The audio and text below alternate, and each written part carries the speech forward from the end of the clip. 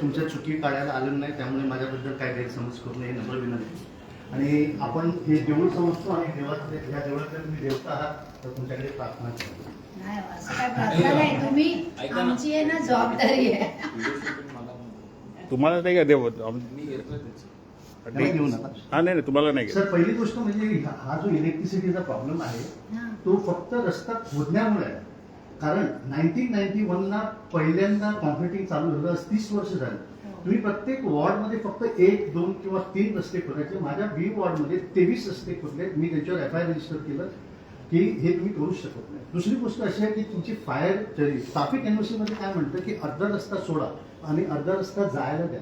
आणि आजूबाजूचे जे भोवतीचे रस्ते आहेत तिथे ट्रॅफिकला कुठेही अडथळा होता कामा नये, तिथे ऑब्स्ट्रक्शन. पण इथे म्युन्सिपाल्टीचेच ब्युटिफिकेशनचे इलिगल बांधलेले जे आहेत, ब्युटिफिकेशन हा इलिगल आहे, मी चॅलेंज केलेलं आहे. आणि आमच्या इथल्या खासदारांना मी आरोपी होतो because this is very frank. कारण तुम्ही आमचे पैसे वापरता रस्त्यावर हे करायला. ब्युटिफिकेशन म्हणजे कलर काढणं, चांगलं करणं. तिथे उभा राहून काहीतरी बनवणं, काहीतरी पुतळा बनवणं, ह्या परमिशन नाहीच आहे. आणि हेच आज मुंबईला झाल्यामुळे अर्धा रस्ता याच झाला.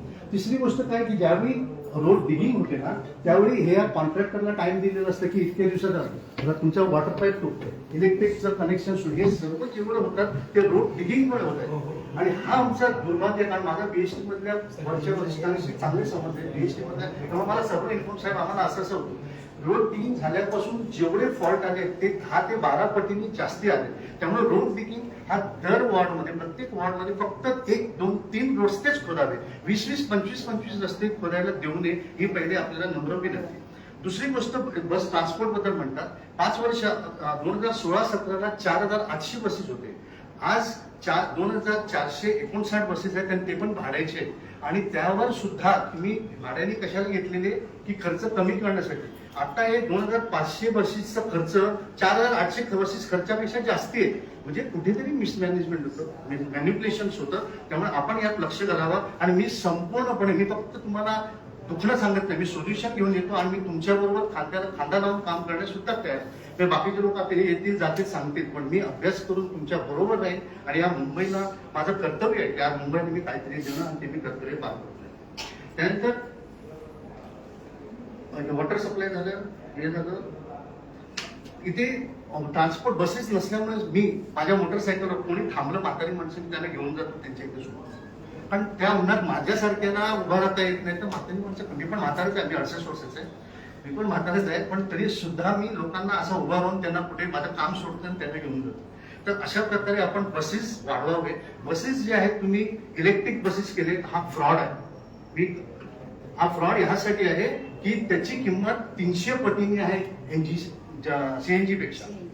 तर तुम्ही तो CNGच करावा. आणि हे जे खोटं सांगितलं जातं की पोल्युशन कमी होणार आहे, हे पोल्युशन कमी होत नाही. कारण या बसेसला चार्ज करायला लागतं आणि ती जी इलेक्ट्रिसिटी वापरली जाते त्याच्यासाठी परत तो कोल वापरला जातो आणि परत तो पोल्युशन होत जातं. तर हे आपल्याला फसवून जाते. या मुंबईच्या लोकांना फसवणूक होत आहे की आम्ही हवा शुद्ध करतो, हवा शुद्ध बिलकुल होत नाही, आणखी हे खराब होते. तर डिगिंग झालं. आणि दुसरी गोष्ट, जिथे हे रस्ते खोदतायत तिथे एकही इंजिनियर नसतो, एकही इंजिनियर नसतो. तुम्ही फक्त त्या कॉन्ट्रॅक्टरच्या लेबरवर तिथे मुकादम सुद्धा नसतो. बघा, मी म्हणजे किती व्हिडिओ आहेत बघा. हे जे म्युन्सिपाल्टीचे ऑफिसर, माफ करा मी आज तुमच्या विरुद्ध बोलत नाही, पण रस्ते सांगतो, तुम्ही कामं करत नाहीत. तुम्ही फक्त पाट्या घालतात आणि त्या कॉन्ट्रॅक्टरने सांगितलेल्या गोष्टीवर करतात. आणि मोस्ट इम्पॉर्टंट हे डिगिंगचं आहे ना, त्यांच्या टेंडरमध्ये डक्ट आहे. डक्ट कुठेही रस्त्यावर डक्ट नाही यांचा. हे काय करतायत, केबलच्या काय होल करतात, डक्ट का नाही. आणि डक्टचे पैसे घेतलेले त्या लोकांनी. अशा प्रकारे म्युन्सिपाल्टीचे वर्कर्स किंवा हे ऑफिसर्स आणि कॉन्ट्रॅक्टर आणि वरिष्ठ कोण जे असतील ते हे आमच्यावर दगा करतात. हे आमची क्रिमिनल ब्रीच ऑफ ट्रस्ट करतात. मी आता सर्व RTI टाकलेलं आहे, यांच्याकडे उत्तर नाही. मला ते चीफ इंजिनियर वगैरे जाऊ दे म्हटलं नाही. तुम्ही खोटं काम करा, चुकलं असेल तर मी सोडून दे, पण खोटं तुम्ही डक्टसाठी पैसे घेता आणि डक्टच नाही, मग आमदार खासदार कॉर्पोरेटरने याच्यात थोडंसं लक्ष घालावं. जर आपल्याला कळत नसेल तर मला कधीही फोन करा, मी तुमच्या चुका काढत नाही.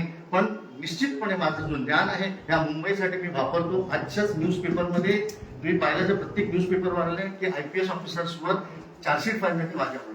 आज काल कोर्टाने ऑर्डर पास केली IPS ऑफिसर्सवर DG anti corruption, additional CP anti corruption, additional SP या अशा मोठ्या सर्व IPS लोकांवर चार्जशीट फाईल देण्याचे आदेश हे माझ्या आणि मी इन पर्सन कोर्टात अर्ज करतो. मी वकील ठेवत नाही, नुसता. त्यामुळे मला कायद्याचंही बाजू माहिती आहे आणि प्रॅक्टिकल मी फील्डवर काम करतो आणि त्याशिवाय यांच्यातले वरिष्ठ अधिकारी माझ्याशी चांगले संबंधित आहेत. म्हणून माझा अभ्यास हा चांगला आहे आणि मी आपल्याबरोबर नेहमी आहे. मी तुमच्या चुका काढत नाही, पण निश्चितपणे जर तुम्ही चुका सुधारणार नाही तर तुमच्या FIR करायला मी मागे येणार नाही आणि सांगून FIR काढा. मी असं नाही की बोर्ड बोलणार म्हणा, सांगा मी तुमच्या तक्रार सुधारा. नाही सुधारलं तर तुम्ही त्या बसण्याच्या जागेचे नाही आहेत, आम्ही त्या जागेवर तुम्हाला काढल्याशिवाय राहणार नाही, हे माझं शब्द आहे. पण तेच जर तुम्ही व्यवस्थित काम केलं आणि कुठलाही मोठा MLA आमदार खासदार जर तुम्हाला अडथळा असेल तर मी तुमच्या बरोबर राहील आणि कुठलाही आमदार खासदार कॉर्पोरेटर आपल्याला कसं चॅलेंज करतो, मी चॅलेंज देतो. कुठलाही आमदार खासदार मी जर इंटरफिअर करत असेल ते घेणार नाही, कारण त्यांना माहिती आहे मी खऱ्याशिवाय काहीच करत नाही. जय. तुझं नाव? माझं नाव smart meter, sorry smart meters. Smart meters हा अतिशय मोठा धोका आहे, अतिशय मोठा.